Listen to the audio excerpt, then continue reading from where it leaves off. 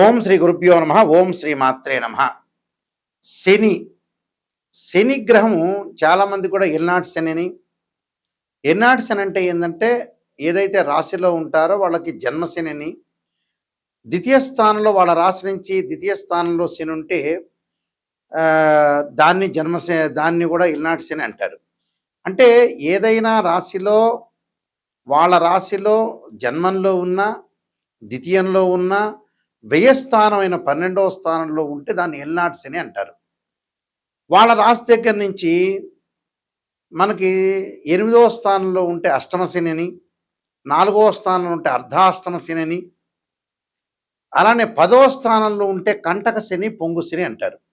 శని ఏంది?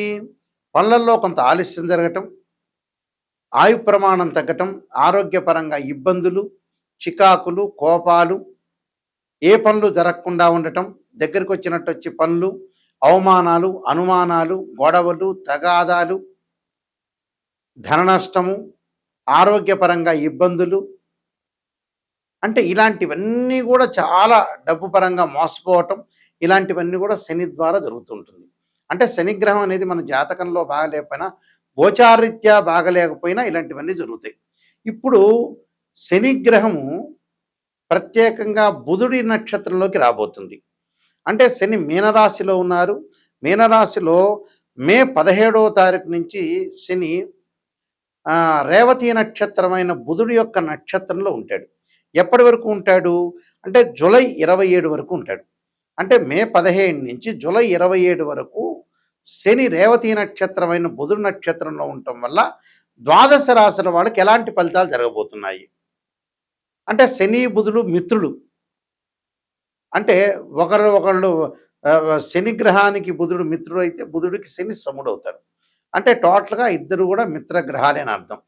ఈ మిత్రగ్రహాల్లో శని మీనరాశి అయిన గురువు యొక్క రాశిలో ఉండటం, బుధుడు యొక్క నక్షత్రంలో ఉండటం వల్ల ఎలాంటి ఫలితాలు జరగబోతున్నాయి ఒకసారి తెలుసుకుందాం. ఇవన్నీ కూడా గోచారరీత్యా చెప్పబడే ఫలితాలు. మేషరాశి వారికి ఎల్నాటి శని యొక్క ప్రభావం అనేది ఉంది. శని రేవతి నక్షత్రంలో బుధుడి యొక్క నక్షత్రంలోకి రావటం వల్ల దగ్గరగా తన రాశిలోకి వస్తున్నట్టుగా భావన. అంటే దగ్గరగా డిగ్రీల్లో దగ్గరికి వస్తున్నాడు. ఇంకా రేవతి నక్షత్రం 4 పాదాలు అయిపోతే వెంబటే అశ్విని నక్షత్రంలో ప్రథమ పాదంలోకి ప్రవేశిస్తారు. ఇల్నాటి శని యొక్క ప్రభావం దగ్గరలో ఉంటుందని అర్థం. జన్మశని అవుతాడని అర్థం.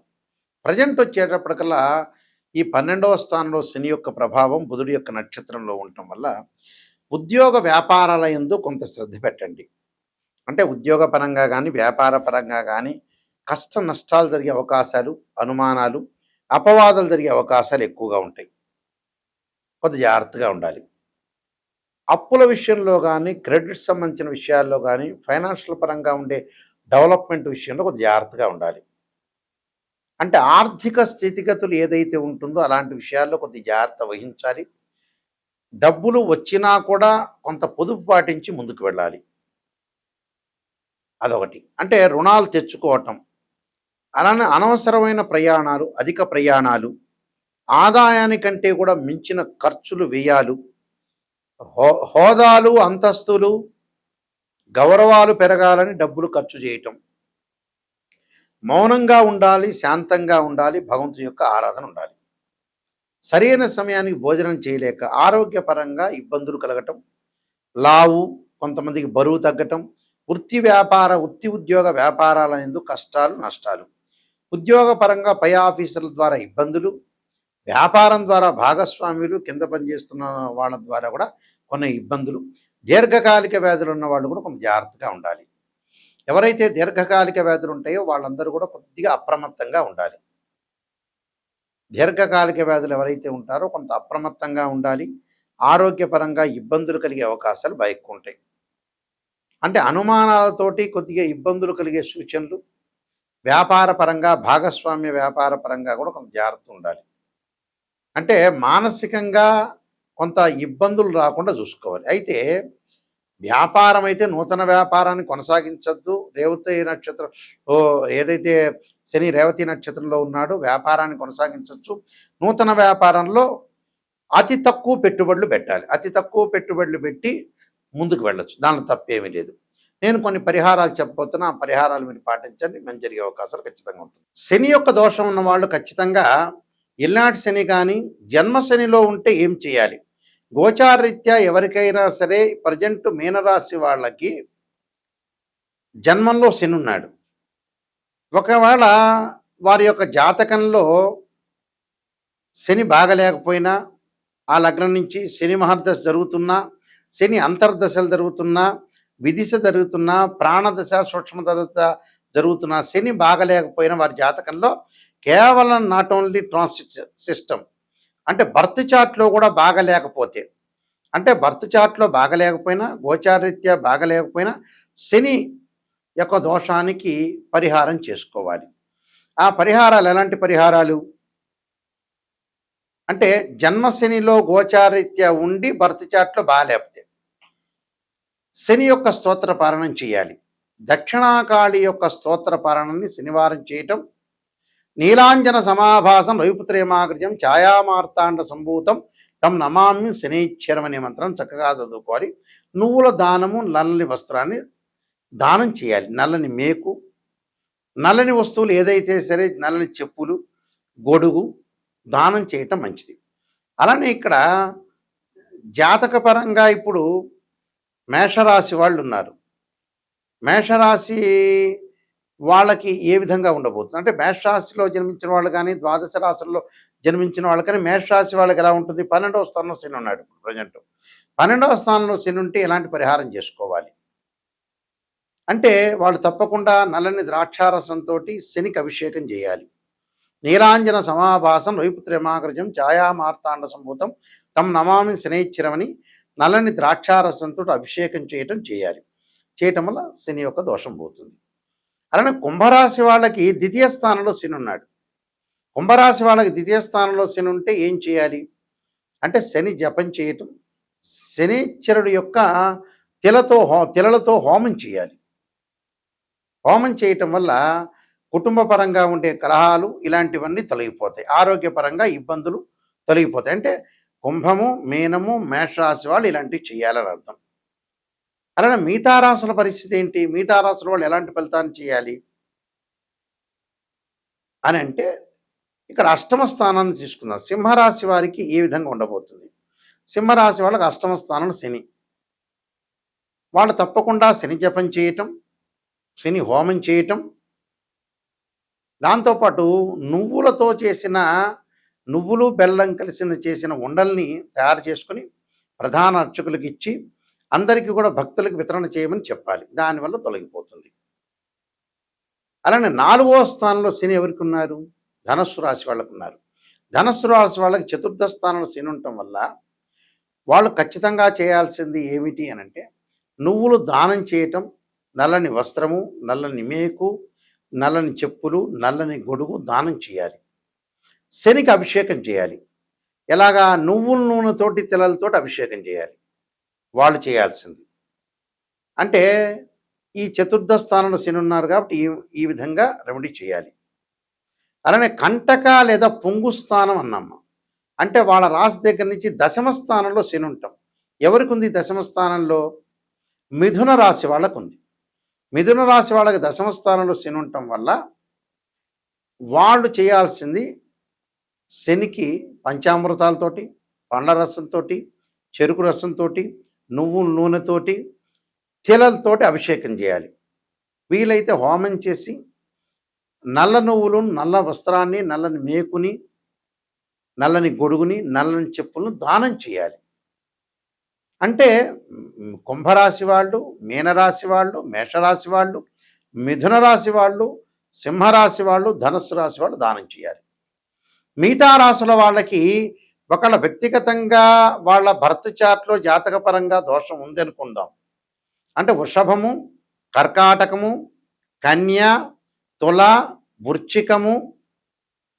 వృశ్చికం తర్వాత వీళ్ళకి మకరము, ఈ రాశుల వాళ్ళు తప్పకుండా శని గోచారరీత్యా కాకపోయినా, వాళ్ళ దోషం లేకపోయినా, భర్త చార్ట్లో శని మహర్దశ కలిసి రాకపోయినా, శని అంతర్దశలు, విదిశలు, సూక్ష్మదశలు, ప్రాణదశలు ఉన్న ఈ రాశి వాళ్ళు తప్పకుండా ఆరోగ్యపరంగా ఇబ్బందులు లేకుండా చూసుకోవాలి. శని జపము, శని హోమము, నల్లని ద్రాక్షారసంతో అభిషేకము, నువ్వుల నూనెతోటి తిలలతోటి అభిషేకము, అలానే నువ్వులతో చేసిన ఉండలు, బెల్లం కలిపిన ఉండలు తయారు చేసుకుని ప్రధాన అర్చకులకు ఇచ్చి వితరణ చేయమని చెప్పాలి. అలానే ప్రతిరోజు కూడా శనివారం రోజున నీలాంజన సమాభాసం వైపుత్ర్యమాగ్రజం ఛాయామార్తాండ సంభూతం తం నమామి శనీశ్వర మంత్రంతో పాటు శనికి అధిదేవతల ప్రత్యదేవత అంతరిక్ష దేవత అంతరిక్ష దేవత దక్షిణకాళి స్తోత్రాన్ని పారాయణం చేయాలి. అంటే ఆ పారాయణం చేయటం వల్ల మనకి మంచి జరిగే అవకాశాలు ఎక్కువ ఉంటాయి. అలానే ఆరోగ్యపరంగా ఇబ్బందులు కలుగుతున్న వాళ్ళు శరీరే జర్జరీభూతే వ్యాధిగ్రస్తే కళేబరి ఔషధం జాహ్నవీతోయం వైద్యో నారాయణహరి మంత్రాన్ని చక్కగా చదువుకోవాలి. ఈ నియమాలు ఇవి పాటించండి. శనివారం రోజున ఉపవాసం చేయండి. వెంకటేశ్వర స్వామిని ఆరాధన చేయండి. వెంకటేశ్వర స్వామిని బియ్య పిండితో 2 దీపాలు పెట్టి చక్కగా ఆవు నెయ్యి వేయండి. ఆవు నెయ్యి వేసి 2 ఒత్తులు వేసి దీపారాధన చేయండి. దీపారాధన చేయటం వల్ల మనకు మంచి జరిగే అవకాశాలు ఉంటాయి.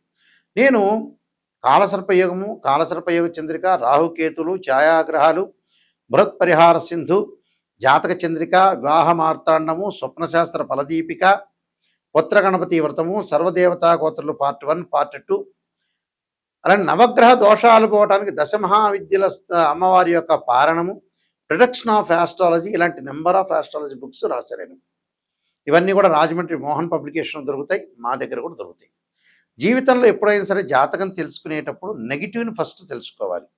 నెగిటివ్ని తెలుసుకున్న తర్వాత నెగిటివ్ని మనం పాజిటివ్ చేసుకోవటం ఎలా అనేది ఆలోచన చేసి మనం ముందుకెళ్ళాలి. ఊరికే జాతకం చూపించుకున్నాం, ఏదో మమ్మల్ని పొగిడారా లేదా, మమ్మల్ని బ్రహ్మాండంగా అద్భుతంగా ఈ ఆస్ట్రాలజర్ పొగిడారని ఆలోచన చేయొద్దండి. నెగిటివ్ను తెలుసుకోవాలి. ఫస్ట్ మీలో పొగిడేది అవసరం లేదు. మీరు బాగున్నారంటే బాగున్నారే, కానీ మీ లోపం ఎక్కడుంది, లోపం ఎక్కడ జరుగుతుంది, ఆ లోపాన్ని మనం ఎలా సవరణ చేయాలి, ఏ దశలో బాగుంటుంది, ఏ దశలో అంతర్దశలో బాగుండబోతుందా, అసలు లైఫ్ లాంగ్ బాగుండకపోతుందా అనే దాన్ని బట్టే జాతకం అనేది ఉంటుంది. నెగిటివ్ను మనం తెలుసుకుంటే పాజిటివ్ అవుతుంది. అలానే ఇక్కడ కేవలం రాశిచక్రమే కాదు, సంతానం కలగట్లేదు అంటే ఒక మనిషికి రాశిచక్రాన్ని చూడాలి, భావచక్రాన్ని చూడాలి, సప్తమాంశ చక్రాన్ని చూడాలి. ఒక వృత్తిపరంగా ఇబ్బందులు కలుగుతుంది అని అంటే రాశిచక్రం చూడాలి, దశమాంశ చక్రం చూడాలి, భావచక్రం చూడాలి, దశలు అంతర్దశలు.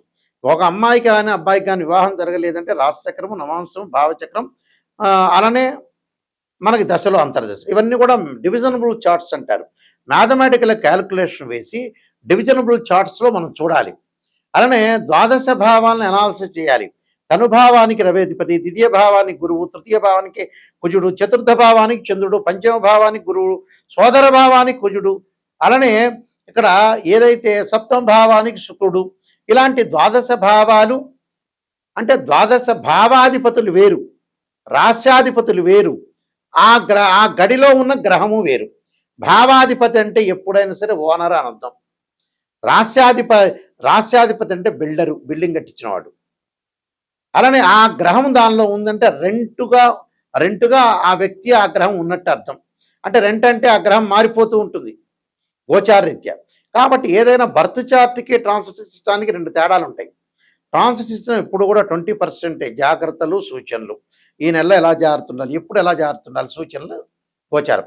బర్త్ చార్ట్ అంటే ఏమిటి, జీవితంలో ఒక చెట్టుకు వేళ్ళు ఉంటాయి చూసారా, ఆ వేళ్ళు బర్త్ చార్ట్. ఆ వేళ్ల పైన కాండం ఉంటుంది, కాండానికి కొమ్మలు ఉంటాయి, ఆ కొమ్మల దగ్గర ఆకులు ఉంటాయి, ఆకులు అనేవి గోచారం. ఆకులు అంటే ఏంటి, రైన్ సీజన్లో వస్తాయి, వింటర్ సీజన్లో అలానే ఉంటాయి, సమ్మర్ సీజన్లో కిందకి రాలిపోతుంటాయి. అంటే ఎప్పుడైనా మ్యాథమెటికల్ క్యాలిక్యులేషన్ వేసి డివిజనబుల్ చార్ట్ చూసి శని ఎక్కడున్నాడు, శని నీచ స్థానంలో ఉన్నాడా, ఉచ్చ స్థానంలో ఉన్నాడా, ఏ స్థానంలో ఉండబోతున్నాడు, ఏ స్థానంలో మంచిది అనేది మనం చూసుకొని జాతకరీత్యా క్లారిటీగా మనం ఒక డిక్లరేషన్కి రావాలి. జాతకంలో ఇలా ఉండబోతుంది తెలుసుకొని ముందుకెళ్తేనే మీకు మంచి జరుగుతుంది. అందువల్ల www.nayakanti.com కానీ .in కానీ చూడండి. స్క్రీన్ మీద స్క్రోలింగ్ అవుతున్న నెంబర్ నా దగ్గరికే వస్తుంది, నేనే మాట్లాడతాను, కన్సల్ట్ చేస్తాను. అందువల్ల ప్రతి విషయాన్ని కూడా కూలంకషంగా తెలుసుకోండి. నిజంగా తెలుసుకోవాల్సిన వాళ్ళు నెగిటివ్ తెలుసుకోవాలి, తెలుసుకుంటేనే మీకు మంచి జరిగే అవకాశం ఉంది. ఎవరైనా సరే నాకు ఫోన్ చేసేవాళ్ళు డాక్టర్ నాయకంటి మల్లికార్జున శర్మ ద్వారా బాగుపడాలి, నెగిటివ్ కూడా నేను తెలుసుకోవాలి, నిజాన్ని తెలుసుకోవాలి, సత్యాన్ని తెలుసుకోవాల్సిన వ్యక్తులు మాత్రమే నాకు ఫోన్ చేయండి.